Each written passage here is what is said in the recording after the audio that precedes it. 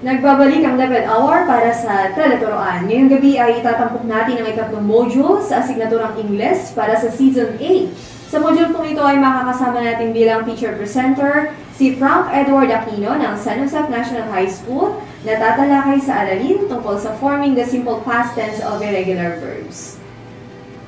Inanyayahan namin kayong makinig, manood at matuto sa ating Tele-Turuan. Good evening, everyone, especially to students. We are here once again to DepED Hour, Tele-Turuan, and welcome to English Module 3 for Season 8. I am Frank Edward Aquino from San Jose National High School, your teacher presenter for this episode. In our Module 1, we tackled about simple past form of the verbs or regular verbs. But this evening, we are going to talk about simple past forms of irregular verbs. At the end of the lesson, you are expected to first identify how to form past tense of irregular verbs, and second, use appropriate past tense of irregular verbs in a sentence. In English, the simple past tense is used for finished actions or situations that began and ended before now. There are three ways to make simple past tense. One way is what happens when the verb be, am, and is changed to was, and are changes to were. A second way is what happens with regular verbs. Most regular verbs add d or ed to the base form of the verb. But some verbs ending in y change into y, then add ed also. The third way is for irregular verbs. But did you know that 70% of the time when we use a verb in English, it's irregular? Irregular verbs can make you go crazy, but in fact, they follow some patterns. So in this lesson, you'll learn groups of irregular verbs that will help you remember them better. Irregular verbs do not make their past tense by adding d or ed, by changing y to I and adding ed. Instead, they make their past forms in several ways. Let us learn. Number 1. For some irregular verbs, the simple and past forms are the same. Here are a few examples. For simple form, we have the word beat. Its past form is beat also. We have the word bet, burst, cost, cut.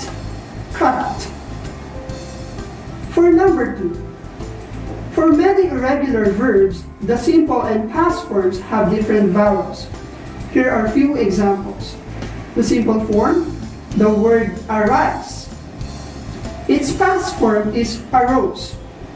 The word become, became, begin, began, break, broke, choose, chose, dig, dug. And for number 3, for many irregular verbs, the simple verb and the past form have different endings and often different vowels. Let's have an example. For simple form, we have the word bend. Its past form is bent. The word bring, past form is brought. Build, built. Buy, bought. Catch, caught. And for number 4, a few irregular verbs have more than one past form. Here are a few examples. For simple form, we have the word dream. Its past form can either be dreamed or dreamt. For the word fit, it can be fit or fitted. For the word kneel, it can be knelt or kneeled. For the word light, can be lit or lighted. The word shine can be shown or shined. And the last one, wake, can be woke or waked. For number 5, for a few irregular verbs, one past form tense is more common in American English and a different one is more common in British English. Let's have the following examples. The verb burn. In American, that is burn in past form. On the other hand, when it is in British form, it can be burned. Another example, the word learn. In American, that is learned. In British, that is learned. The last one, smell.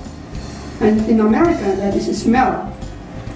And in British, that is smelt. Number 6.